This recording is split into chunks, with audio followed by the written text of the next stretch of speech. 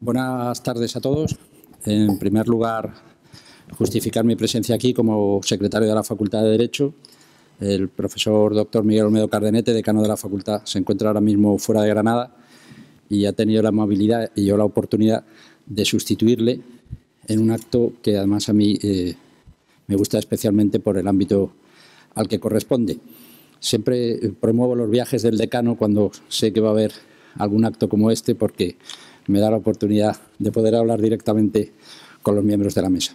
Sin más, como es tradicional con el Club de la Constitución, en la Facultad de Derecho, pese a que tenemos ya casi 500 años o 400 años, le voy a pasar la presidencia del acto, antes agradeciendo a nuestro ponente, al general don Rafael Matamoros, su presencia aquí y a todos los demás miembros, pero como les digo, le paso la palabra a don Carlos Ruiz Cosano, que es el presidente del Club de la Constitución, además de mi colega como secretario de la Facultad de Medicina. Muchas gracias a todos. Muchísimas gracias, querido Jesús. Muy bien, queridos amigos, hoy estamos en un ambiente creo que muy cordial y me van a permitir entonces que dejemos un poco los formalismos de presentación que en otras ocasiones pues solemos hacer. Pero creo que viendo el ámbito y viendo las personas que nos acompañan, creo que hoy estamos entre amigos. Y para el Club de la Constitución, en primer lugar, es un auténtico honor, es una satisfacción, nos sentimos en nuestra casa. La amabilidad y la hospitalidad de la Facultad de Derecho y de mi colega, representado en su decano y esta tarde aquí en mi colega, secretario de la Facultad, el profesor Bobo, pues nosotros no tenemos palabras realmente para agradecérselo siempre. Es verdad que nuestras actividades, pues nos gustaría también que, pues, como foro de sociedad civil que somos y que intentamos mantener el espíritu de la Constitución y todo lo que de ella emana en nuestra vida, para nuestra vida diaria y nuestra vida social y política, pues nos gustaría que los jóvenes de esta facultad estuvieran más presentes, pero bueno, esto es lo habitual. En la Facultad de Medicina también nos pasa lo mismo y tendremos que poner una delegación, porque ahora estamos en esta radio, estamos ya casi en Armilla, y entonces pues también nos ocurre mucho esto, ¿no? Que a veces los chavales, los estudiantes, pues no pueden o, en fin, les viene en ocasiones mal poder venir a estos actos. Para nosotros hoy también es una auténtica satisfacción, honor tener aquí al general don Rafael Matamoros para hablarnos de Constitución y de jurisdicción militar en unos días, en unas semanas realmente importantes para España. A veces oímos que no se está respetando la legalidad o que las cosas no se están haciendo como atendiendo a lo que se está establecido, y no es verdad. Es decir, los españoles han votado, los españoles han elegido, los españoles nos hemos pronunciado y hemos conformado pues el Parlamento que ahora mismo tenemos. Y lo que sí es cierto es que, como muchos de los que están aquí pertenecen a las Fuerzas Armadas y al Ejército, yo siempre digo lo mismo: si ha habido una institución en España que mejor se ha adaptado en tan poquísimo tiempo a esta nueva etapa de paz y prosperidad que hemos tenido gracias, entre otras cosas, al consenso del año 1977 y la promulgación de la Constitución en 1978, ha sido justamente las Fuerzas Armadas. Y no solamente han hecho eso, sino que además han conseguido una proyección internacional que muchos otros estamentos de la Administración del Estado no lo han conseguido. Y lo que sí es una pena, y con esto voy a terminar porque puede ser un punto para la reflexión y puede ser un punto para el posterior coloquio, es que justamente instituciones de la Administración, estamentos de la Administración como son pues las Fuerzas Armadas, como son los ministerios, el Ministerio de Interior, el Ministerio de Justicia, sí, estén siendo como monedas de cambio, ¿no? En ese ámbito que hablamos dentro de ese ámbito, de esa nueva situación que se denomina reformismo y progresismo, ¿no? Y eso sí es una pena. Yo creo que los españoles no hemos votado eso. Y yo quería decirlo aquí esta noche. Y yo creo que la sociedad civil tenemos que ser responsables y tenemos que dar difusión de lo que realmente es y en lo que realmente consiste la estructura de un Estado democrático que no se debe alterar, que no se debe mover. Se podrá Sí, se podrá modificar, se podrá mejorar, podremos hacer reformas, pero los pilares de nuestro Estado, los pilares de nuestra nación están bien definidos en la Constitución española y en uno de los artículos define también perfectamente cuáles son las funciones de nuestras Fuerzas Armadas. Por lo tanto, yo creo que son momentos difíciles, son momentos realmente también, lógicamente, interesantes por su propia dificultad y en los que yo creo que la sociedad civil, foros como este, debemos de ser conscientes de que tenemos que transmitir justamente ese respeto a unos valores, a unas estructuras, a unos pilares que todos los españoles nos dimos en el año 1977 y promulgamos y votamos en el año 1978. Con esto voy a terminar mi alocución, agradeciendo de nuevo la asistencia del general Matamoros, agradeciendo luego la asistencia y la hospitalidad de la Facultad de Derecho, agradeciendo muchísimo la asistencia de todos ustedes en una tarde fría y lluviosa como hoy. Y va a hacer la presentación el vicepresidente de nuestro club, profesor Luis Mariano Robles. Muchísimas gracias a todos.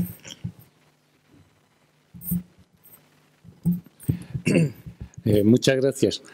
Ilustrísimo señor secretario de la Facultad de Derecho, excelentísimo señor general Togado del Tribunal Militar Central, querido amigo, presidente del club, por supuesto, querida secretaria general del club, Ana Fajardo. Siempre es normal decir estimada o excelentísima autoridades civiles y militares, pero es que somos entre todos, somos amigos fundamentalmente. Por tanto, es verdad que, como dice nuestro presidente, vivimos tiempos difíciles, tiempos revueltos por la serie esta televisiva que algunas veces nos ameniza al mediodía, ¿verdad? Sí. Cuando no hay vuelta ciclista, pues utilizamos otras cosas. Pero esto no es nada nuevo de encontrarnos tiempos difíciles, ¿verdad? Esto es tan antiguo como el mundo. Y tan antiguo como el mundo, y así se habla de los viejos tiempos, lo mismo que los viejos autores clásicos hablaban de justicia, de leyes, de jus, de fides, de aequitas. Cicerón decía que la antigua Roma, la causa por la que los hombres volvían su mirada a otros y le daban la espalda a los que ocupaban el poder, no era otra que la de gozar de la justicia. Y decía Cicerón, porque cuando la plebe, empobrecida, se veía oprimida por aquellos que tenían mayor poder, se acogían siempre a la protección de aquellos que, defendiendo a los más necesitados, restablecerían la balanza entre el poderoso y los pobres.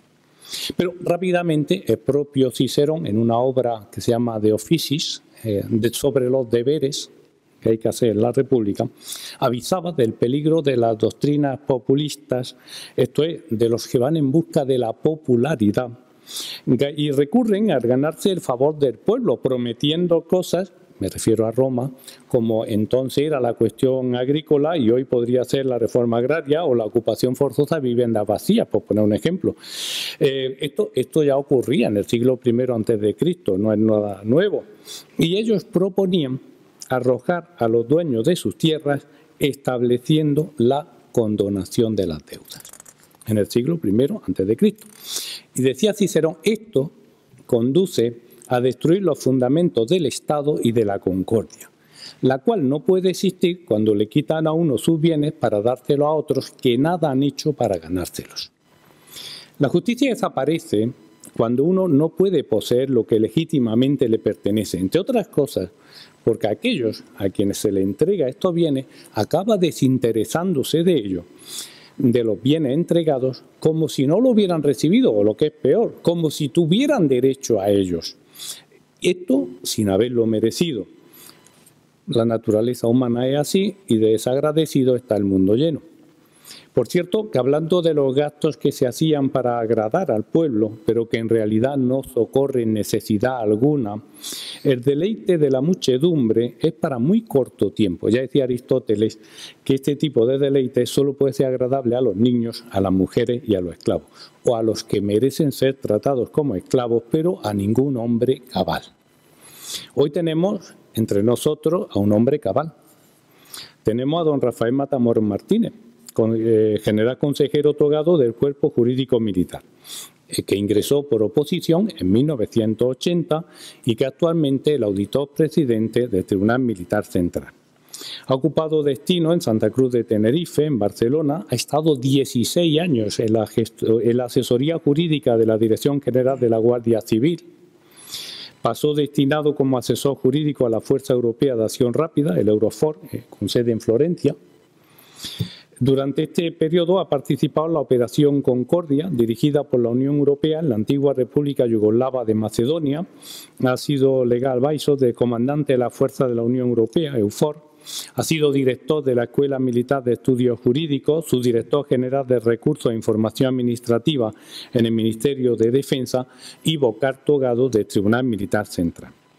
El aspecto académico es licenciado y doctor en Derecho por la Universidad Complutense de Madrid. Es diplomado en Derecho Penal Militar, es autor y coautor de múltiples artículos monográficos sobre distintos aspectos del derecho militar. Entre otras cosas, dentro de los 16 años que ha estado en la asesoría jurídica de la Guardia Civil, ha sido muy abundante su producción científica. No se preocupen que no le voy a leer todo. Publicaciones en la propia revista de la Guardia Civil, ya desde 1991, sobre procedimientos sancionadores por faltas disciplinarias, en la Revista Española de Derecho Militar. En cuestiones de derecho civil ha publicado sobre la multipropiedad inmobiliaria, en cuestiones penales sobre los delitos de falsedad, en los comentarios al nuevo Código Penal, sobre derecho matrimonial, sobre nulidad, separación, disolución de matrimonio civil e incluso sobre el derecho real de opción. Más próximo al tema que nos ocupa hoy, sobre el mandato constitucional a fuerza y cuerpos de seguridad en el 9º seminario Duque de Ahumada, ha realizado comentarios a la ley disciplinaria de las Fuerzas Armadas, los comentarios a la ley disciplinaria de la Guardia Civil y diversos estudios sobre jurisdicción militar en operaciones. De hecho, forman parte del Manual Operativo de 2015. En fin, con ustedes el excelentísimo señor don Rafael Matamoros Martínez, que su intervención va a ser sobre la conformación constitucional de la jurisdicción militar. Muchas gracias. Muchas gracias. Señor presidente, señores miembros de la Junta Directiva del Club de la Constitución, señores miembros del club, excelentísimas, ilustrísimas autoridades académicas, militares y civiles, señoras y señores, para mí es un honor, antes que nada, el tener la oportunidad de estar ante ustedes esta tarde para hablar de un tema al que en este momento dedico mi actividad profesional y mi afecto personal, que es la jurisdicción militar. Es un tema que, bueno, probablemente no tiene un gran interés fuera de un limitado círculo de personas y por ello la ocasión de hablarles de él y de someter a crítica a la jurisdicción militar, aunque sea durante los próximos minutos, es una verdadera satisfacción. Yo, escuchando el currículo, es un currículo de amigo. Yo soy únicamente un abogado militar veterano, si no viejo, y eso es todo lo que puedo decirles. En algún caso, pues escribí algo sobre cosas que he vivido y punto final. Yo quisiera hablarles, si me lo permiten, no desde la mesa, sino desde la tarima y ayudarme de una presentación en PowerPoint.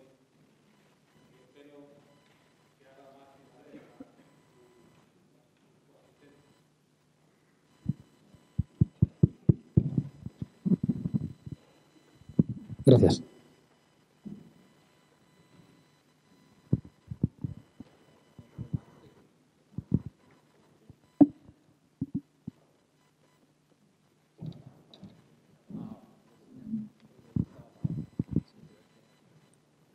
Y además es al revés. Bueno.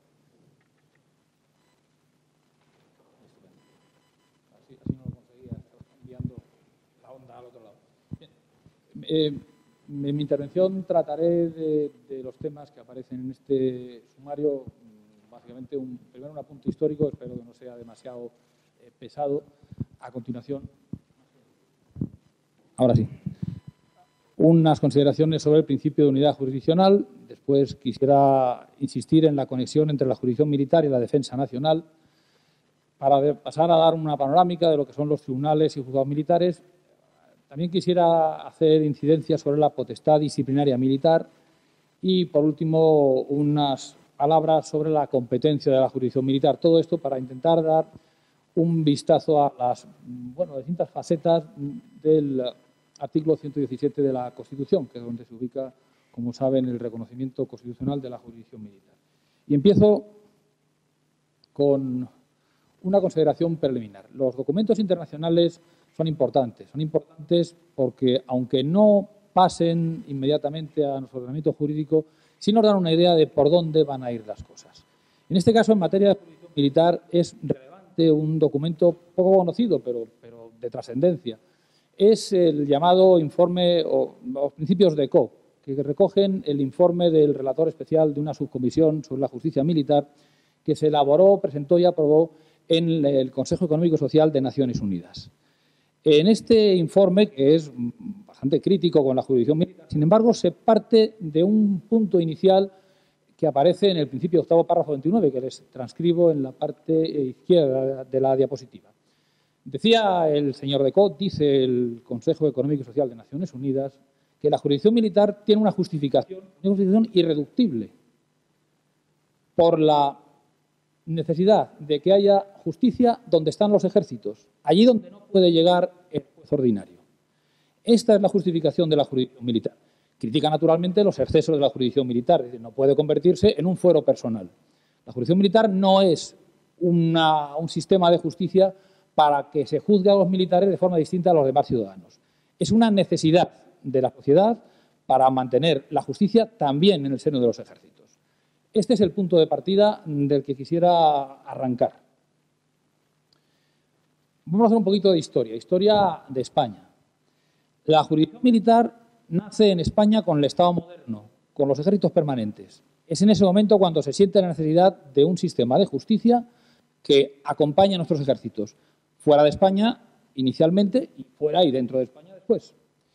En la Baja Edad Media, los fueros municipales tienen un montón de previsiones relativas a los delitos o a las infracciones militares. Sin embargo, en esta época, como saben, no existían ejércitos permanentes. El ejército se forma con mesnadas que, en este caso, las villas ponen al servicio del rey. Cada villa organiza el sistema disciplinario judicial de su mesnada y lo hace encargando a magistrados civiles el castigo de las infracciones que se cometan. Infracciones militares, de asistencia a la leva o de mal comportamiento dentro de filas, o infracciones civiles que cometen los soldados, los ya alistados, durante la campaña. Encontramos, por lo tanto, órganos judiciales locales y a la vez unos órganos judiciales, unas magistraturas de la corona, que no tienen solamente estos cometidos judiciales, pero también lo desempeñan. Entre los órganos judiciales locales encontramos a los concejos como tales, los alcaldes, los justicias, los pesquisidores, los oidores. Y dentro de las magistraturas de la corona existe el Tribunal de la Corona. Hablamos de la corona como si fuera única. En este momento, como saben, más que hablar de España, que hablar de las Españas. Básicamente está la corona de Castilla y está la corona de Aragón. Después se incorporará Navarra. Bueno, los órganos de las coronas que entran en juego son el Tribunal de la Corte, en la de Castilla, los adelantados, que además de funciones judiciales, además hacían otras cosas, y los corregidores o los bailes, que son una figura típica de la corona de Aragón. El primer cuerpo legal integral donde encontramos un tratamiento, no sistemático, pero un tratamiento de infracciones militares y de infracciones comunes que se cometen en los ejércitos es el Código de las Partidas, en el siglo XIII. En las partidas se hace mención de unos jefes militares que tienen atribuciones judiciales. No todas, para algunos casos, por los delitos se cometen determinados personajes. Son el general, al que la partida llama alférez del rey, y el almirante, el guarda mayoral de la Armada. Encontramos a jefes militares que tienen atribuciones disciplinarias, que castigan infracciones menores por sí mismos. Aquí se cita a los caudillos y dentro de estos aparecen los adalides y los almocadenes en el ejército de tierra y los cómitres en la Armada. Y encontramos, por último, una serie de órganos judiciales civiles que son los que primordialmente juzgan también las infracciones militares. Dentro de estos cita las partidas a los sobrejueces, jueces más importantes, a los adelantados, a los jueces y a los jueces delegados. Bueno, esto es una aproximación muy simplista, pero para que vean que el problema o la situación en este momento, al final de la Edad Media, es de existencia de delitos militares, se reconocen como tales, y la jurisdicción principalmente por parte de magistraturas civiles, con reconocimiento de ciertas facultades disciplinarias para las infracciones menores. En realidad, la jurisdicción militar, como les decía, aparece en el siglo XV, a final del siglo XV, con el nacimiento del Estado moderno. Los primeros elementos de la jurisdicción militar los encontramos con los Reyes Católicos, en el ordenamiento de Toledo, en 1480, donde se ponen los fundamentos de lo que va a ser el moderno Estado de España. Se hace una serie de consideraciones, pero aparece también una figura que va a ser después tradicional en nuestras Fuerzas Armadas. Son los auditores de guerra. Los auditores de guerra son abogados civiles que asesoran al mando militar en todas las cuestiones de justicia y disciplina. La figura de auditor de guerra pasa después a la monarquía de los Austrias y Carlos I instituye una figura muy importante, que es la del auditor general.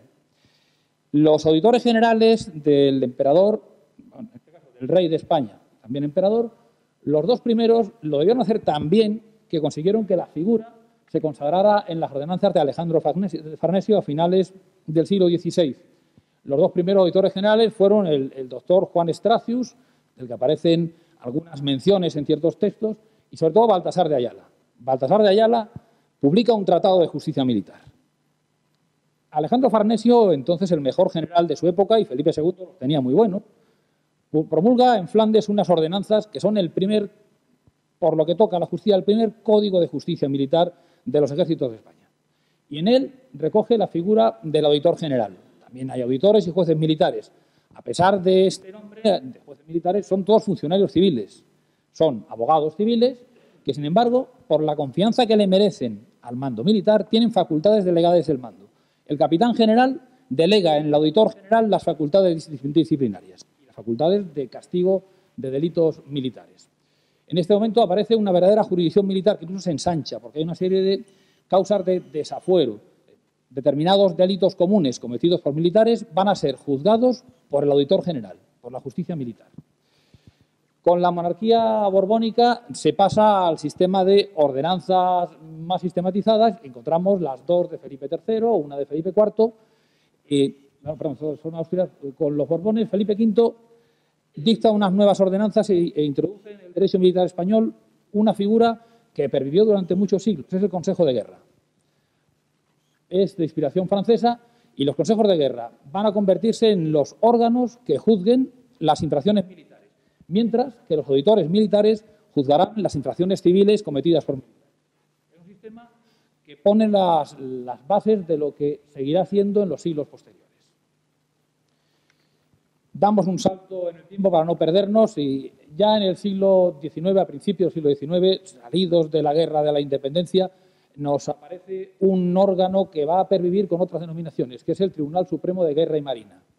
En el Tribunal Supremo de Guerra y Marina se verán los recursos contra las decisiones que se tomen en el orden penal y disciplinario de los militares, pero tiene una característica que ahora, si quieren, perdura con matices, y es que contra las decisiones que adopta el Tribunal Supremo de Guerra y Marina se admite un recurso de nulidad ante el Tribunal Supremo Civil, naturalmente. El cuerpo jurídico militar aparece en 1852, en los tiempos de Isabel II. Sin embargo, a pesar de llamarse cuerpo jurídico militar, está compuesto por abogados civiles. Abogados civiles que simultanean su puesto en el cuerpo jurídico y en la justicia militar con el desempeño de funciones judiciales en los tribunales judiciales ordinarios. El cuerpo jurídico militar pasa a ser militar en el año 1874 y es consecuencia de un hecho importante, y es que se promulga la Ley Orgánica del Poder Judicial, que crea un cuerpo de jueces y magistrados y, por lo tanto, impide ya que los miembros del cuerpo jurídico puedan ser a la vez jueces o magistrados de tribunales civiles. La solución que se toma es militarizar el cuerpo jurídico militar. A partir de entonces, el cuerpo jurídico militar será, además de llamarse militar, será compuesto por militares. El régimen posterior de la justicia militar lo marcan el Código Penal de la Marina de Guerra de 1888 y el Código de Justicia Militar de 1890. Estos cuerpos legales lo que crean es un sistema de justicia militar en el que las autoridades judiciales, con facultades para castigar los delitos, son los mandos militares de cierta jerarquía que comparten una jurisdicción con sus auditores de guerra.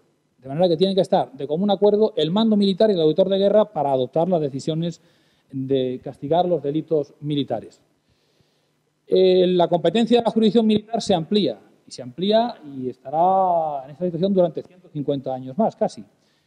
Es una competencia por razón del delito, los delitos que están en el Código de Justicia Militar, por razón del lugar en que se cometen, los delitos comunes cometidos en lugar militar pasan a ser competencia de la jurisdicción militar, y por razón de la persona, los delitos que comete cualquier militar siempre son juzgados por un tribunal militar. El sistema cambia con la República. En la República hay 2 decretos leyes que eliminan las autoridades judiciales y residencian las mismas facultades de castigar los delitos en los auditores de guerra. Sigue siendo un cuerpo militar, lo que pasa es que ya no hay autoridad judicial militar. Con la caída de la Segunda República, el Código de Justicia Militar de 1945 vuelve al sistema de 1890, otra vez a la competencia compartida de la autoridad judicial militar con su auditor y al triple criterio competencial del delito, del lugar y de la persona. Bueno, y en este momento nos encontramos cuando entra en vigor la Constitución. Y ahora empieza la película que yo quería contarles. El artículo 117 de la Constitución, en su apartado quinto, dice, como saben, lo siguiente: el principio de unidad jurisdiccional es la base de la organización y funcionamiento de los tribunales. La ley regulará el ejercicio de la jurisdicción militar en el ámbito estrictamente castrense y en los supuestos de estado de sitio, de acuerdo con los principios de la Constitución. Esto parece una contradicción in terminis. Si hay una sola jurisdicción, ¿por qué se habla de jurisdicción militar? Vamos a intentar dar una vista a las distintas aristas de este artículo 117.5 de la Constitución para intentar compaginarlo con otros preceptos del mismo texto constitucional. En primer lugar, el primer problema que se plantea interpretativo es ¿por qué se habla de jurisdicción militar? Y a la vez, lo que no es jurisdicción militar, ¿por qué se habla de jurisdicción ordinaria? Si la jurisdicción es única, ¿por qué le ponemos este calificativo? En realidad, ocurre en este ámbito, mutatis mutandis, lo mismo que pasa en el ámbito de la administración. También se habla a veces de administración militar, y se habla de administración sanitaria, y se habla de administración de la seguridad. Sin embargo, la administración es única.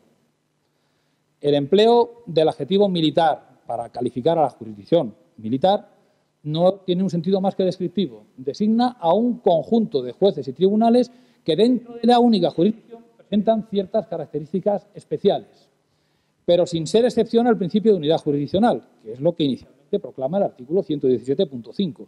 No hay más que una jurisdicción. Lo que pasa es que hay una serie de tribunales que, por razón del objeto, por el ámbito objetivo que conocen, presentan ciertas especialidades. Nada más. El principio de unidad jurisdiccional es un principio sólido e intangible en la Constitución, que tiene solamente 2 excepciones, que son la jurisdicción constitucional y la jurisdicción contable. Pero fuera de estas 2 no hay excepción. La jurisdicción militar no es excepción al principio de unidad de jurisdicción, ni constituye, porque está prohibido, un conjunto de tribunales de excepción. Básicamente, el Tribunal Constitucional, en la sentencia 18-2000, nos dice que la razón de existencia de los tribunales militares es el ámbito objetivo del que conocen. Es decir, tratan de ciertos delitos que requieren de una consideración especial. Después veremos por qué estos delitos requieren de una consideración especial. También nos lo ha dicho el mismo Tribunal Constitucional. Como la jurisdicción militar presenta especialidades, una de ellas, a veces la más notable, es que en la jurisdicción militar no hay jueces y magistrados de ese cuerpo único que menciona el artículo 121 de la Constitución. Lo sirven otros empleados públicos, otros empleados públicos que son militares.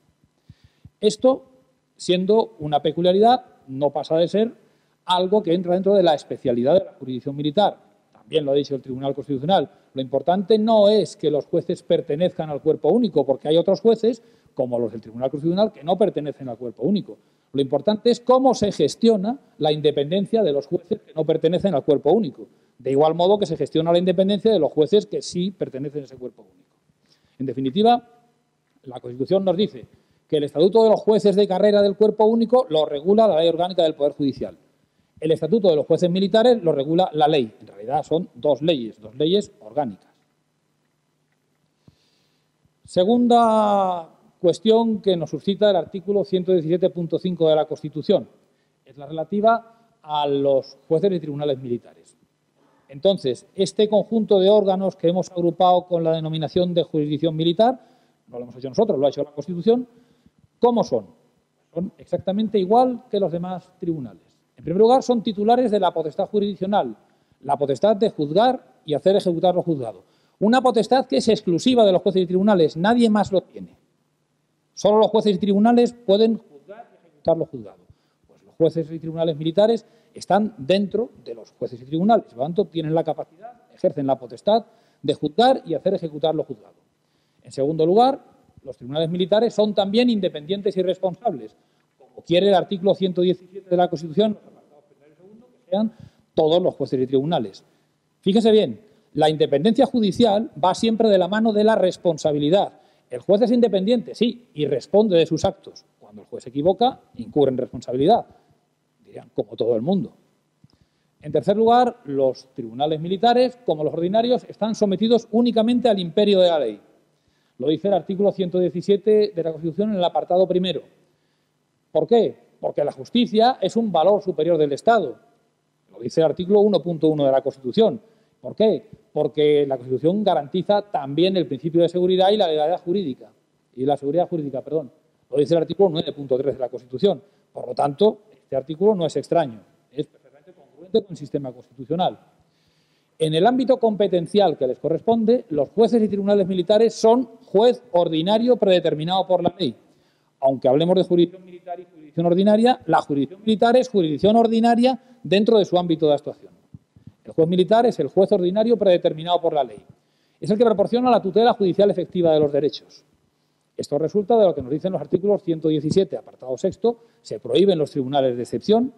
Como están prohibidos, los tribunales militares están reconocidos, no son tribunales de excepción, son tribunales ordinarios. Pero nos lo dice también el artículo 24 de la Constitución cuando proclama el derecho a la tutela judicial efectiva. Todos tienen derecho a buscar la tutela judicial efectiva del juez ordinario. Luego, todo tribunal que exista constitucionalmente es juez ordinario. Y lo dice el artículo 53.2 de la Constitución, que establece un cauce especial de protección de derechos fundamentales que debe proporcionar el juez ordinario al ciudadano que lo pida.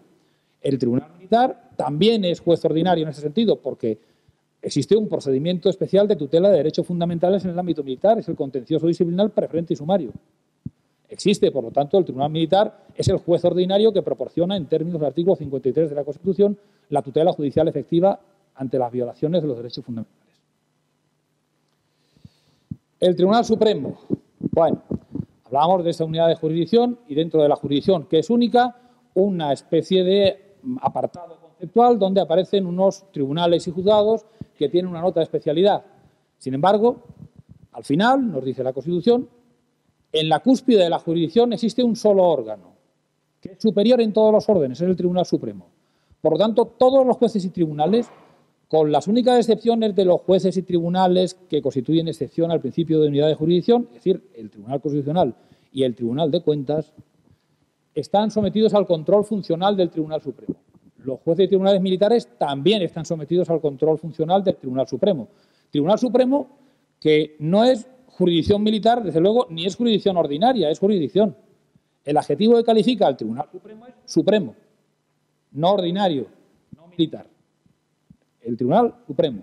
Pues ese Tribunal Supremo tiene una sala a través de la cual se vinculan al máximo órgano de la jurisdicción los juzgados y tribunales militares, que es la sala quinta. Podría haberse buscado otra solución, podría haberse buscado la solución de conectar a los tribunales militares no por la sala quinta, que constituye pues sistemáticamente una, si quieren, una anomalía, porque no hay un orden militar. El Tribunal Supremo tiene 4 salas que corresponden a los 4 órdenes de jurisdicción: civil, penal, contencioso administrativo y social. Y aparece una sala quinta que no reconoce un orden específico de jurisdicción, de lo militar. Sin embargo, dentro de la jurisdicción militar en realidad existen 2 órdenes de asuntos, penales y contenciosos. Podría haberse buscado la solución de conectar a los tribunales militares al Tribunal Supremo a través de la sala tercera de lo contencioso y a través de la sala segunda de lo penal. El legislador ordinario optó por la sala quinta. Bien, pues bienvenida sea la solución. Así es como es. Ocurre además que la sala quinta del Tribunal Supremo, que insisto, no es un tribunal militar, como no es un tribunal ordinario, es el Tribunal Supremo, enjuicia en única instancia determinados asuntos que están dentro del ámbito de competencia de la jurisdicción militar. Es decir, dentro del ámbito estrictamente castrense, no son siempre los tribunales militares los que enjuician. En algunos supuestos, el que enjuicia es el Tribunal Supremo directamente. Esto no es ninguna anomalía. Esto es consecuencia del principio de unidad de jurisdicción. Lo que significa es que los límites de la jurisdicción militar no son límites rígidos, son límites difusos. Por razón de esta materia que conocen, hay ciertos tribunales que tienen especialidades, pero no siempre actúan esos tribunales en la materia especial en la que normalmente actúan. A veces es el Tribunal Supremo el que lo hace. y el Poder Judicial. Todos los jueces y tribunales de esta única jurisdicción integran o encarnan el Poder Judicial del Estado. España, como saben, se articula como Estado a base o a partir del principio de separación de poderes. Bueno, pues uno de esos poderes es el Poder Judicial. Si todos los juzgados y tribunales están en el Poder Judicial, los juzgados y tribunales militares también están en el Poder Judicial. Lo dicen las leyes orgánicas de la jurisdicción militar. Forman parte del Poder Judicial. Y lo dice el hecho de que existe un vínculo gubernativo entre el Consejo General del Poder Judicial, que es el órgano rector del Poder Judicial, y los juzgados y tribunales militares. Esta dependencia, que analizaremos después un poquito, con un poquito más de detalle, existe. Por lo tanto, es claro que los juzgados y tribunales militares forman parte de esa única jurisdicción y, como forman parte de la única jurisdicción, están en el Poder Judicial y no en la Administración. Forman parte del Poder Judicial y no del Ejecutivo. Pasamos a un punto que en realidad es el punto nuclear de la jurisdicción militar y que enlaza con lo que decían los principios de Coe. ¿Por qué existe la jurisdicción militar? Pues la jurisdicción militar existe, esta especialidad es necesaria porque la jurisdicción militar, en definitiva, es un instrumento de la defensa nacional. Fíjense ustedes, vamos a analizar el artículo 117.5 de la Constitución. Nos dice que los ámbitos de competencia de la jurisdicción militar son dos. En primer lugar, el ámbito estrictamente castrense. Y en segundo lugar, la actuación en los supuestos de estado de sitio, de acuerdo con lo que diga la declaración del estado de sitio, que es donde se fijan las condiciones de esta especial situación jurídica. Por lo que se refiere al ámbito estrictamente castrense, el hecho de hablar de lo castrense nos enlaza directamente con el artículo 8 de la Constitución. Lo castrense es lo militar, es la defensa militar de España, que le corresponde a los ejércitos. La defensa militar de España tiene tres objetivos. A España se la defiende militarmente para proteger o garantizar la soberanía e independencia de nuestra nación, en segundo lugar, para garantizar la integridad territorial y, en tercer lugar, para defender el ordenamiento constitucional. Si nos vamos a la segunda línea de competencia de los tribunales militares, la competencia que se les atribuye a un supuesto de estado de sitio, veremos que el estado de sitio, que aparece enunciado pero no aparece regulado en los artículos 55.1 y 116, apartados 1 y 4 de la Constitución, se puede declarar, nos dice el artículo 32 de la Ley Orgánica Reguladora de los Estados de Alarma, Excepción y Sitio, se puede declarar este estado por el Congreso de los Diputados a propuesta del Gobierno en los supuestos de existencia real o potencial de una insurrección o acto de fuerza que no pueda resolverse por otros medios y que afecte precisamente a la soberanía e independencia de España, a su integridad territorial o al ordenamiento constitucional. Por lo tanto, nos movemos a una línea paralela. La actuación de la jurisdicción militar en los supuestos de estado de sitio se enmarca dentro del ámbito de la defensa militar de España. Y, en definitiva, las dos, la defensa militar por cualquiera de los dos lados, es una de las partes de la defensa nacional, de la defensa del Estado, que menciona el artículo 98 de la Constitución, atribuyendo al Gobierno la competencia para dirigirla. Vamos un poquito más allá. Yo esta diapositiva, cuando la hice, la veía muy clara y ahora no estoy muy seguro de si esto aclara o confundo. Pero bueno, vamos a ir viendo parte por parte de la diapositiva. La defensa nacional está regulada por una ley orgánica a la que remite el artículo 8 de la Constitución. Esta ley orgánica, que es la Ley Orgánica 5/2015, dice, con una sistemática que parece discutible, pero que está buscada de propósito, dice una serie de cosas. En su título primero, la Ley Orgánica de la Defensa Nacional se refiere a los poderes del Estado que tienen competencias en materia de defensa nacional.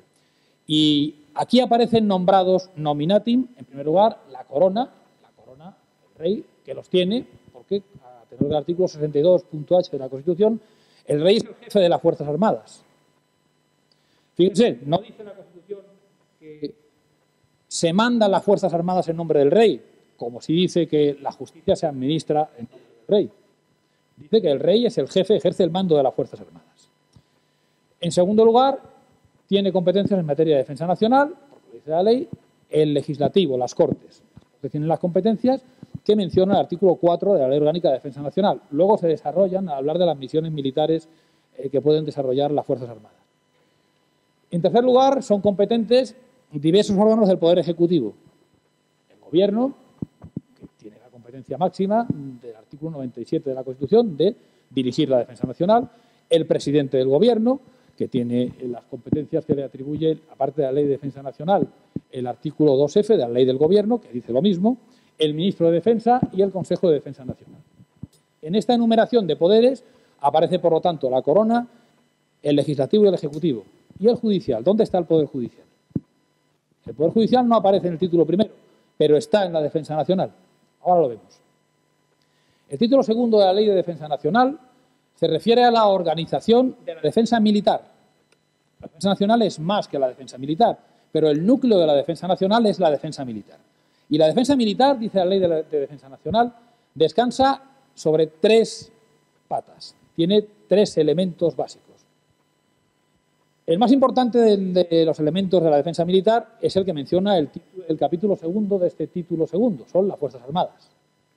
Pero junto a él hay otros 2 elementos. Uno, el Ministerio de Defensa, objeto del capítulo primero del título segundo, y otro, la jurisdicción militar, que se menciona en el capítulo tercero del título segundo.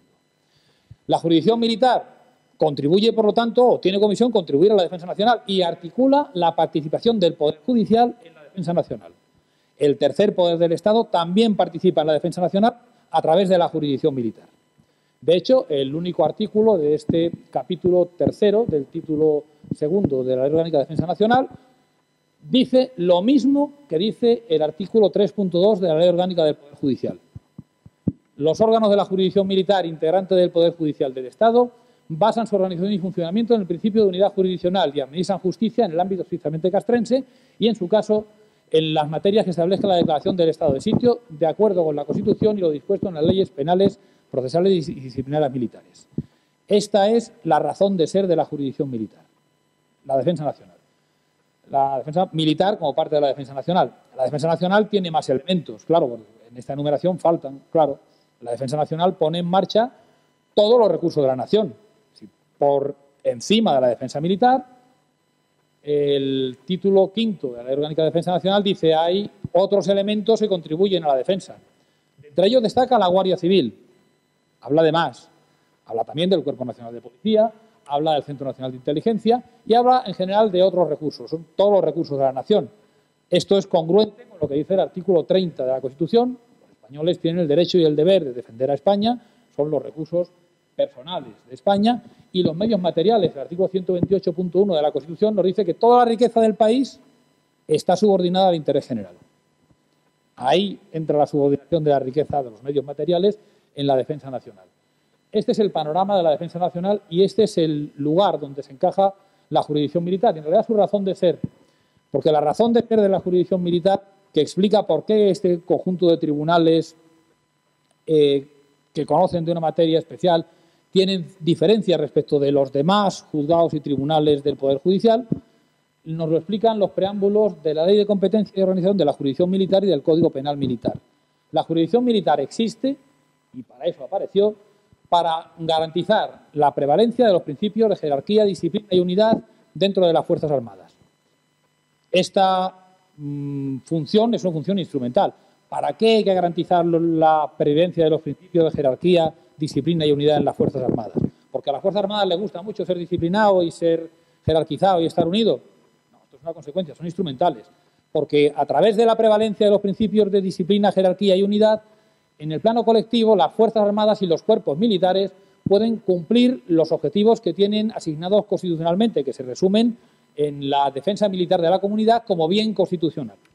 Y en segundo lugar, y en el plano individual, porque a través de la prevalencia de estos principios se asegura que el militar individualmente cumpla con las normas de actuación, con los derechos y deberes que se le imponen. Entre estos deberes quiero destacar dos, que no tiene ningún ciudadano que no tenga la condición de militar. Son el deber de combatir y el deber de morir. Son 2 deberes jurídicos. Están en la ley, están en la Constitución. Por eso hace falta una organización disciplinada, jerarquizada y unida. Por eso hace falta una jurisdicción militar, para garantizar individualmente que todos cumplan los deberes que han asumido o que les corresponden. El deber de combatir y el deber de morir. En esto consiste el núcleo básico de la defensa nacional. Y aquí está la razón de ser de la jurisdicción militar.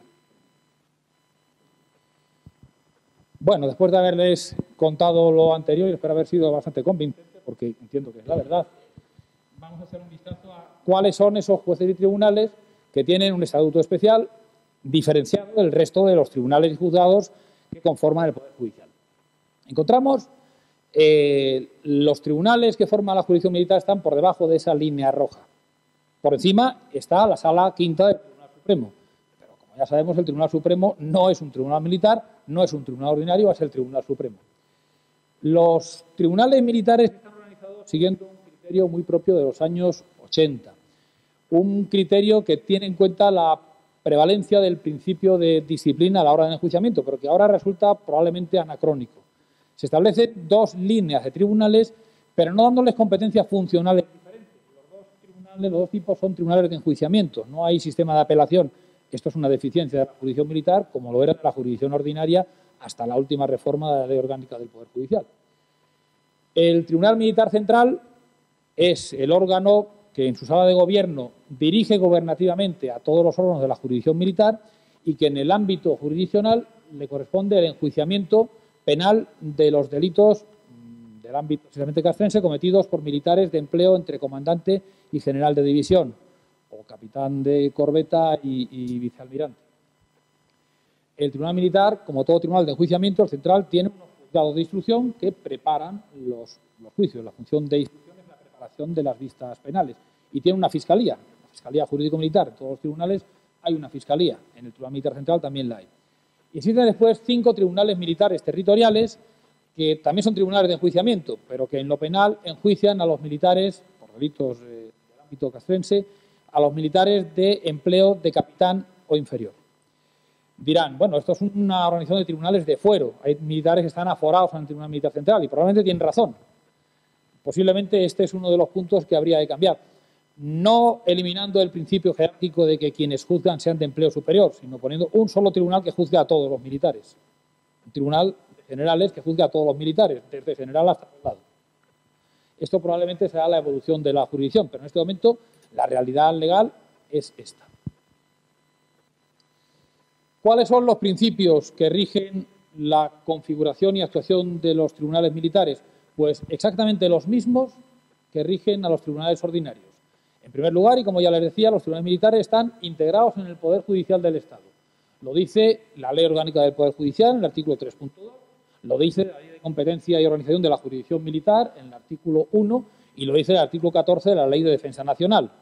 Los tribunales militares forman parte del Poder Judicial del Estado. Y descriptivamente, dando por sentado lo anterior, que se postula no obstante, se dice: y el presidente del Tribunal Militar Central, en su calidad de presidente de la sala de gobierno de ese tribunal, representa al Poder Judicial ante todos los juzgados y tribunales militares, siempre que no concurra el presidente del Consejo General del Poder Judicial, que es quien representa ordinariamente al Poder Judicial. Esta es la situación. Por lo tanto, exactamente igual, la norma es exactamente la misma que se da para los presidentes de los tribunales superiores de justicia de las comunidades autónomas. El presidente del Tribunal Superior de Justicia de la comunidad autónoma representa al Poder Judicial en los órganos jurisdiccionales de la comunidad autónoma si no concurre el presidente del Consejo General del Poder Judicial. La situación es, por lo tanto, exactamente igual. En segundo lugar, el principio de exclusividad. Como ocurre con los demás jueces y tribunales, la potestad de juzgar y hacer ejecutar lo juzgado corresponde solamente a los jueces y tribunales establecidos por la ley. En este caso, los tribunales militares establecidos por la Ley Orgánica de la Competencia y Organización de la Jurisdicción Militar. El tercer principio es el principio de aplicación de la ley. Los juzgados y tribunales militares, como todos los juzgados y tribunales, solo pueden pronunciar sus veredictos aplicando la ley, aplicando el ordenamiento español, del que forman parte, como saben también, los tratados internacionales ratificados por España. El cuarto principio es el de ordinariedad y predeterminación. Los juzgados y tribunales militares son ordinarios en su ámbito de actuación y están predeterminados legalmente. La ley dice cuáles son esos tribunales. No se pueden crear tribunales militares ad hoc como se pueden crear tribunales ordinarios ad hoc. Son los que la ley dice que tienen que ser. Y en quinto lugar, el principio de independencia y paralelamente el de responsabilidad. Independencia que se proclama para los tribunales militares como para los de la ordinaria en su doble sentido de independencia funcional y de independencia estatutaria. En cuanto a la independencia estatutaria, es decir, la garantía de que el juez militar va a ser independiente, nos dice el artículo 8 de la Ley de Competencia de la Jurisdicción Militar que en el ejercicio de sus funciones los miembros de los órganos judiciales militares serán independientes inamovibles, responsables y sometidos únicamente al imperio de la ley. En cuanto a la independencia funcional, se trata el aspecto externo e interno. Los jueces y tribunales militares, dice el artículo 6, todos están obligados a respetar la independencia de los órganos que ejercen la jurisdicción militar. Esta es la independencia externa. Todos los que no estén en el sistema judicial tienen que respetar la independencia de los órganos judiciales militares. Y la independencia interna, es decir, frente a otros tribunales, se consagra en el párrafo segundo del artículo 6 de la Ley de Competencia y Organización de la Jurisdicción Militar. Los órganos de la propia jurisdicción militar no podrán corregir la aplicación del derecho que efectúen los órganos funcionalmente subordinados, salvo en la vía de recurso. Y no pueden dar a los órganos subordinados ningún tipo de instrucciones ni directivas sobre la forma en que tienen que fallar. Estos principios, que existen en todos los tribunales, también existen por lo mismo en el ámbito de la jurisdicción militar. En cuanto a la dependencia gubernativa de los tribunales militares respecto del Consejo General del Poder Judicial, pues se plasma en las 4 áreas más importantes en que existe este poder gubernativo. En primer lugar, el Consejo General del Poder Judicial es, desde la entrada en vigor de la reforma que ha introducido la Ley Orgánica 14/2015 del Código Penal Militar, el Consejo designa a los presidentes y vocales de los tribunales militares y a los jueces togados militares. Hasta ese momento la designación le correspondía al Ministerio de Defensa. Esto no era en sí inconstitucional, ni tampoco era contrario al artículo 6 del Convenio Europeo para la Protección de los Derechos Humanos. Se valoraba, en este sentido, teniendo en cuenta que en el ámbito europeo hay tribunales de muy distintas clases, que lo importante no es quién designe al juez, sino que la designación se haga por cauces predeterminados legalmente y que el sistema garantice la independencia de ese juez. Pero de todas maneras, también ha dicho el Tribunal Europeo y el Tribunal Constitucional que las apariencias son importantes. No basta con ser independiente, es importante que exista una apariencia de independencia frente a los ciudadanos. Y por eso mismo, en la reforma, para reforzar esa apariencia de independencia, no la independencia en sí misma que ya existía, sino la apariencia frente a los ciudadanos, los jueces militares van a ser designados por el mismo órgano que designa al resto de los jueces, el Consejo General del Poder Judicial. En segundo lugar, ya desde la promulgación de la Ley de Competencia y Organización de la Jurisdicción Militar, hablamos de mediados de los años 80, los jueces militares que se consideren perturbados en su independencia pueden pedir amparo al Consejo General del Poder Judicial, igual que los jueces y tribunales de la jurisdicción ordinaria, cuando se consideren perturbados en su independencia. En tercer lugar, la inspección de los órganos judiciales militares la dirige el Consejo General del Poder Judicial y la realiza físicamente el Consejo, delegando a veces en el Tribunal Militar Central ciertas inspecciones. Pero el órgano inspector por excelencia es el Consejo General del Poder Judicial, como ocurre con todos los juzgados y tribunales. Y, por último, la responsabilidad disciplinaria judicial, es decir, la que puede exigirse a todos los jueces por el mal desempeño de sus funciones jurisdiccionales, esta responsabilidad que está recogida en la Ley Orgánica del Poder Judicial para los jueces y magistrados de la jurisdicción ordinaria y en la Ley de Competencia y Organización de la Jurisdicción Militar para los miembros de los tribunales militares, la exige, la sanciona en sus aspectos más graves el Pleno del Consejo General del Poder Judicial o la Comisión Permanente del Consejo. Y solamente para las faltas leves, la Sala de Gobierno del Tribunal Militar Central. Por lo tanto, se cierra el círculo de competencias gubernativas del Consejo sobre el sistema judicial militar. Un problema que se ha planteado a veces es la constitución de las salas de los tribunales militares. Las salas de los tribunales militares se constituyen para realizar 2 tipos de funciones, o funciones de enjuiciamiento, es decir, para dictar sentencia, o funciones interlocutorias, es decir, para la preparación de la vista. Cuando la sala tiene una función interlocutoria, se constituye con una composición totalmente técnica. Hay un presidente y 2 vocales togados. Todos ellos pertenecen al cuerpo jurídico militar. Son designados con arreglo a los turnos que se establezcan al principio de cada año judicial. No se puede elegir qué juez va a formar parte de la sala. Tiene que estar ya predeterminado que para determinado tipo de asuntos, normalmente se toma como base el criterio del número, los asuntos del número 1 serán ponencia del vocal fulano o del presidente y formarán sala con él este vocal y este otro vocal. Para los asuntos que tengan el número 2, se cambia el sistema, le corresponden a otro ponente y se predetermina la composición de la sala. De manera que nunca se pueda constituir una sala ad hoc. que nunca se pueda elegir externamente quién va a formar sala en un asunto determinado. Ya está predeterminado a principio de año quiénes van a formar la sala. Y si alguno de ellos no puede porque está incompatibilizado o porque no está, entonces hay un turno de suplencias. Y tiene que llamarse al primer suplente y si no al segundo suplente y así sucesivamente. Para el enjuiciamiento, en cambio, la composición del Tribunal Militar es una composición mixta.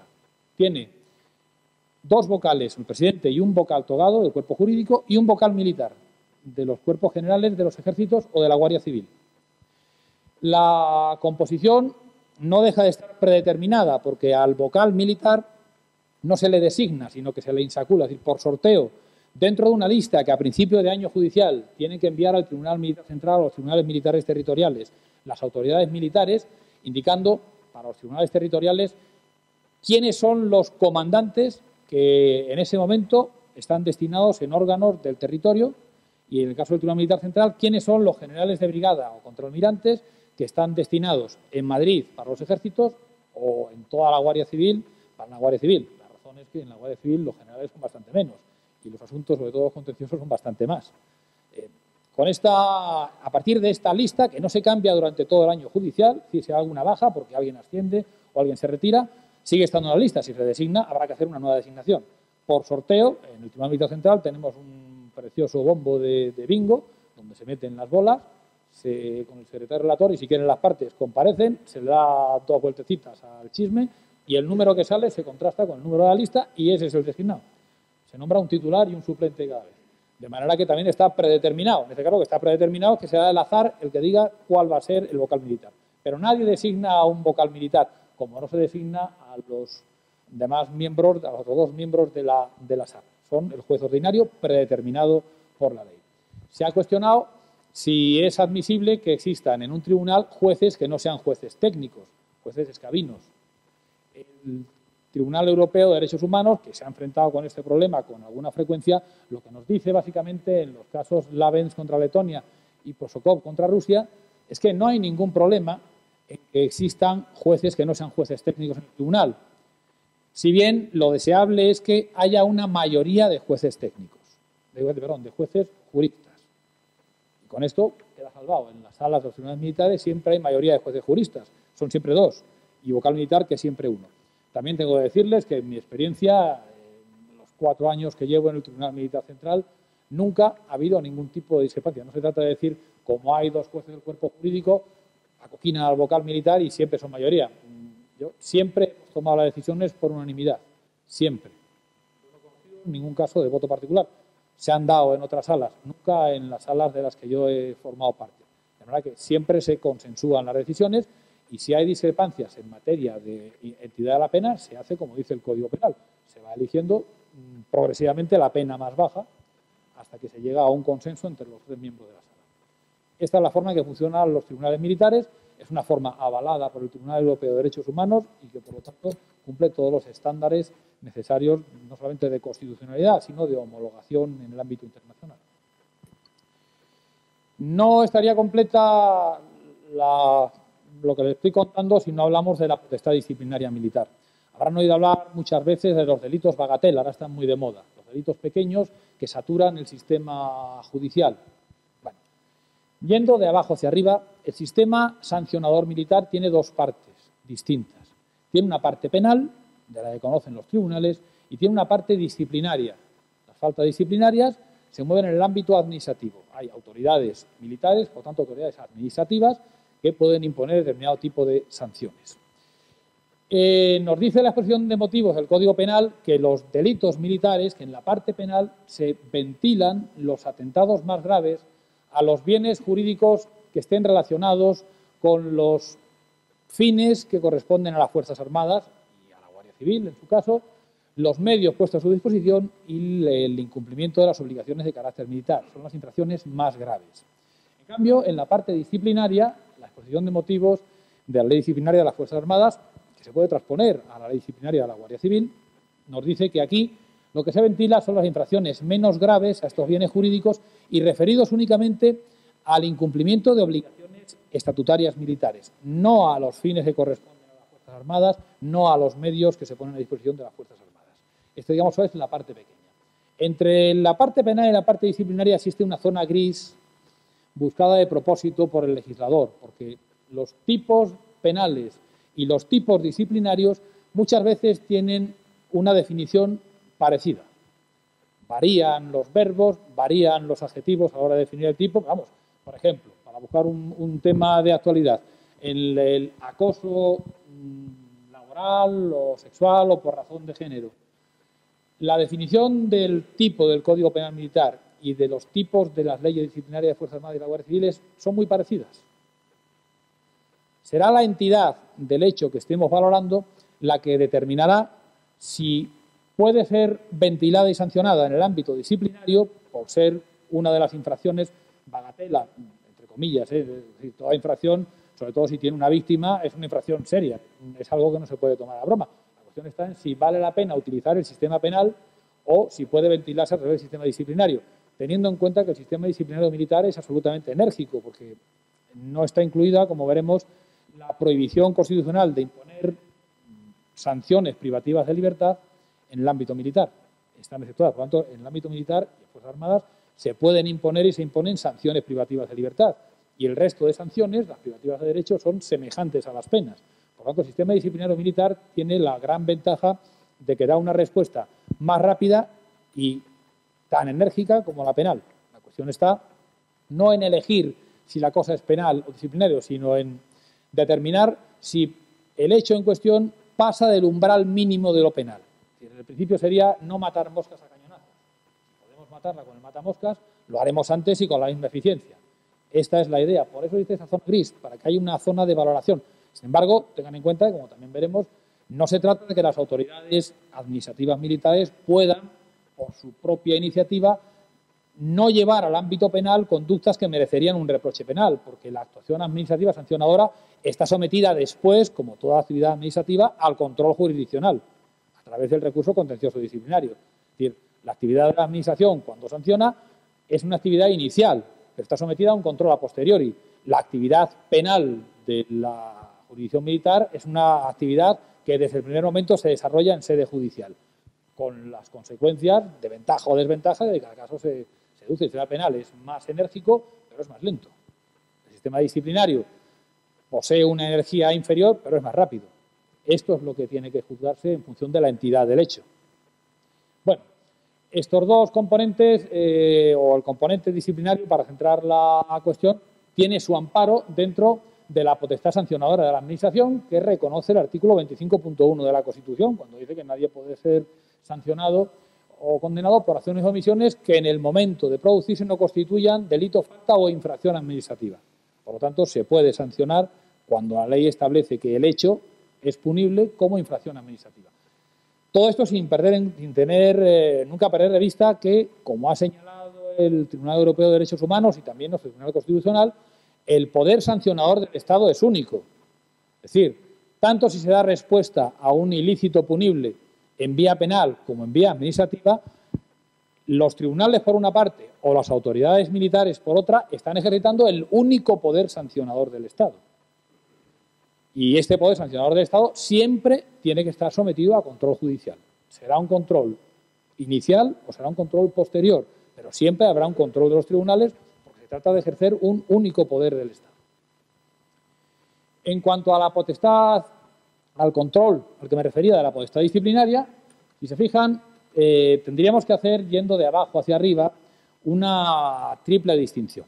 Hemos hablado del poder sancionador de la Administración, pero en el ámbito militar, en realidad no son las autoridades administrativas quienes sancionan, son las autoridades militares. Existe una distinción que reconoce la Constitución entre la Administración y la Administración militar, y dentro de la Administración militar, entre la Administración militar en sí misma, Ministerio de Defensa, y las Fuerzas Armadas, que están en la Administración, pero no son exactamente la Administración. Los poderes sancionadores se atribuyen primariamente a las autoridades de las Fuerzas Armadas o de la Guardia Civil, que no son, insisto, exactamente autoridades administrativas. Están en la Administración y en una consideración amplia serían autoridades administrativas, pero las potestades que se les dan no son por ser autoridades administrativas, sino por ser autoridades militares. De un sector sería el núcleo duro de la administración militar o el núcleo duro de la administración de la seguridad, si se trata de la Guardia Civil. Esto es algo que debemos tener en cuenta. Por eso, las atribuciones que se les concede son más robustas que al resto de autoridades administrativas. Por eso, las facultades de autoridades militares de nivel, podríamos decir, bajo, existen, mientras que en el ámbito de la Administración Civil del Estado las atribuciones se confieren solamente a órganos de alto nivel. Esto es porque nos estamos moviendo dentro de las Fuerzas Armadas y porque nos estamos moviendo para garantizar la disciplina, la jerarquía y la unidad, como valores específicos de ese núcleo duro de la defensa nacional. Esto no lo perdamos de vista, esa es la razón, no es otra. Las sanciones disciplinarias, como les decía, pueden consistir en privación de libertad y a veces consisten, no siempre, pero pueden consistir y consisten a veces. Y por último nos encontramos con que la acción disciplinaria, como tiene carácter administrativo, está sometida a un control judicial posterior por parte de la jurisdicción militar a través del recurso contencioso disciplinario militar, sea el ordinario, sea el preferente y sumario, el que tutela los derechos fundamentales. Y la última parte de mi exposición se dedicará a la competencia de la jurisdicción militar. Hablar de jurisdicción militar, les decía, no estamos hablando de un orden jurisdiccional. Sabemos cuál es la competencia de los tribunales civiles, sabemos o intuimos cuál es la competencia de los tribunales penales, podemos imaginarnos la competencia de los tribunales de lo contencioso y de lo social, pero los tribunales militares, que no son un orden, en realidad ejercen competencias de dos órdenes judiciales distintos y ejercen competencias en otra serie de actuaciones que no son estrictamente judiciales, aunque sí jurisdiccionales. Básicamente hay 6 áreas de competencia dentro de lo estrictamente castrense. Y no nos olvidemos que en los supuestos de estado de sitio habría que estar a lo que diga la declaración del estado de sitio. Pero como no hay una declaración estándar, de hecho no hay ni experiencia, nunca se ha declarado estado de sitio, que yo sepa, en España. Por lo tanto, sería el Congreso de Diputados que dijera en ese momento, con valor de ley, qué atribuciones se residencian en la jurisdicción militar. Fuera de esto, en el ámbito estrictamente castrense encontramos en primer lugar las competencias de tipo penal, en segundo lugar las competencias de tipo contencioso disciplinario, de control de la administración disciplinaria. Hay unas competencias de orden civil, únicamente en campaña y para poner en seguridad los bienes de los militares que fallezcan durante el estado de conflicto armado hasta que se resuelva la cuestión sucesoria mediante un juicio de testamentaria o de avintestato. Esta es la razón, es muy parecido al postliminio romano. Desde siempre el soldado que fallece en campaña pues deja unos bienes y algunos bienes los tiene consigo y alguien tiene que ponerlo en seguridad para que los herederos, sean quienes sean, lleguen a recibir esos bienes. Ese es el objeto de la competencia civil de la jurisdicción militar. En cuarto lugar, tiene la jurisdicción militar, ejerce la competencia de habeas corpus, de la tutela especial de los privados de libertad. Hay una competencia disciplinaria militar y de policía de estrados para los jueces que no desarrollan adecuadamente su función y para quienes no se comportan debidamente durante las vistas. Y por último hay una competencia disciplinaria militar. Los jueces militares son militares y como son militares están sometidos también al régimen disciplinario militar. Pero como son jueces, la sumisión es una sumisión muy sui generis. De manera que los jueces militares están sometidos a la responsabilidad disciplinaria militar, pero solamente las autoridades judiciales militares las pueden exigir. De hecho, en la cadena disciplinaria de los jueces militares, el órgano que puede imponer las sanciones por falta muy grave es la Sala de Gobierno del Tribunal Militar Central. Las demás sanciones las impone el auditor presidente del Tribunal Militar Central o el auditor presidente del Tribunal Militar correspondiente, y aquí termina la cuestión. Es decir, nunca una autoridad administrativa, nunca una autoridad militar que no sea una autoridad judicial puede imponer una sanción disciplinaria militar a un juez militar. Tiene que ser siempre otro militar que esté en la cadena de la jurisdicción militar. Y el último punto de mi exposición se refiere a lo estrictamente castrense. Hasta ahora hemos utilizado esta locución como si fuera algo que se da por sentado. Lo estrictamente castrense es lo que tiene que ver con lo militar. Bueno, pues no exactamente. Lo estrictamente castrense es lo que la ley dice en cada momento que tiene que ser. Pero el legislador no tiene las manos libres para decir que es estrictamente castrense cualquier cosa. El Tribunal Constitucional dijo, y ya desde hace tiempo, en el año 2000, en la sentencia 18-2000, que la determinación de lo que sea lo estrictamente castrense debe hacerse con un criterio restrictivo. Y este criterio hay que aplicarlo en dos momentos. En primer lugar, en el momento de elaborar la ley. El legislador no puede incluir como infracciones estrictamente castrenses las que no reúnan ciertos requisitos que ahora les detallaré. Y en segundo lugar, a la hora de interpretar la ley. A la hora de interpretar la ley, tampoco el juez es libre de interpretar lo que sea lo estrictamente castrense como le parezca adecuado, sino tiene que ser siempre con un criterio restrictivo. Más adelante, el Tribunal Constitucional ha señalado cuáles son las líneas que deben guiar la acción legislativa y la acción judicial a la hora de interpretar o de legislar sobre los estrictamente militares. Nos dice, en cuanto a los delitos estrictamente militares, que solo pueden serlo aquellos, solo puede tipificarse como delito militar, aquella conducta que esté vinculado con la organización bélica del Estado, indispensable para las exigencias defensivas de la comunidad, es decir, lo que se relaciona estrictamente con la defensa militar de España, y además de esto, que sea una conducta que requiera una específica vía judicial para su sanción. Es decir, que sea una conducta ligada con la defensa nacional y que además sean las que requieren que lo conozca una jurisdicción especializada como es la militar. Si no concurren los dos requisitos, no puede integrarse ese delito como un delito militar, como un delito estrictamente castrense. Para la Guardia Civil también ha tenido el Tribunal Constitucional unas pautas de interpretación. La Guardia Civil contribuye, como saben, a la defensa nacional y lo hace con carácter ordinario, pero no forma parte de la defensa del sistema de defensa militar de España. Para la Guardia Civil los criterios son, en primer lugar, que la cuestión se refiera al mantenimiento de las relaciones de disciplina y subordinación dentro de lo que es un instituto armado de naturaleza militar. Y, en segundo lugar y en general, que no tenga que ver estrictamente con el desempeño de funciones policiales como cuerpo de seguridad del Estado que es. Para la Guardia Civil, por lo tanto, lo estrictamente castrense tiene un significado distinto. Si quieren, un poco más difuso, pero tenemos estos dos criterios.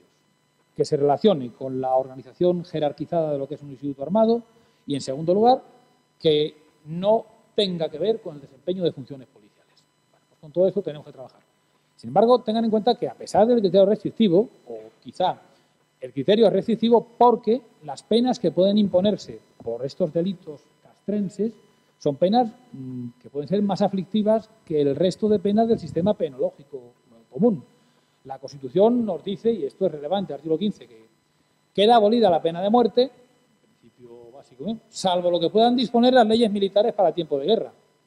Actualmente no disponen una cosa distinta, no hay pena de muerte de leyes militares, pero el legislador constitucional le dejó las manos libres por la materia de la que estamos tratando. Quiere decirse que las penas que se imponen por los delitos militares, por los delitos que cumplen estas condiciones, son penas que pueden tener una carga de aflictividad y una significación completamente distintas de las penas que se imponen al ciudadano por el quebrantamiento de los bienes jurídicos que tutela el Código Penal. Y no quiero concluir sin una cita de un eminente jurista militar que me precedió en el cargo de presidente del Tribunal Militar Central. El general Rodríguez Villasante dice en la publicación que les cito algo que no deja de tener su ironía y su profundo sentido, como buen gallego que es. Se ha criticado al sistema judicial militar porque es distinto del sistema ordinario. Dice el general Villasante, claro, es especial porque la Constitución dice que tiene que ser especial. ¿Qué es especial?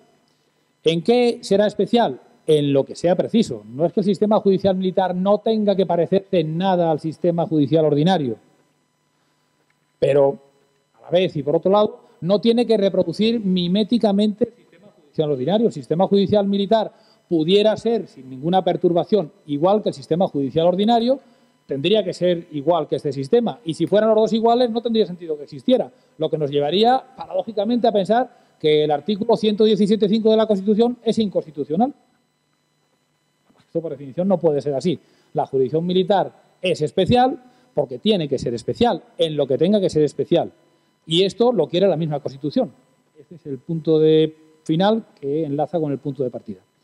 Y con esto, pues antes de pronunciar las palabras rituales, quedo a su disposición si alguno tiene algún interés en hacer alguna pregunta. He dicho.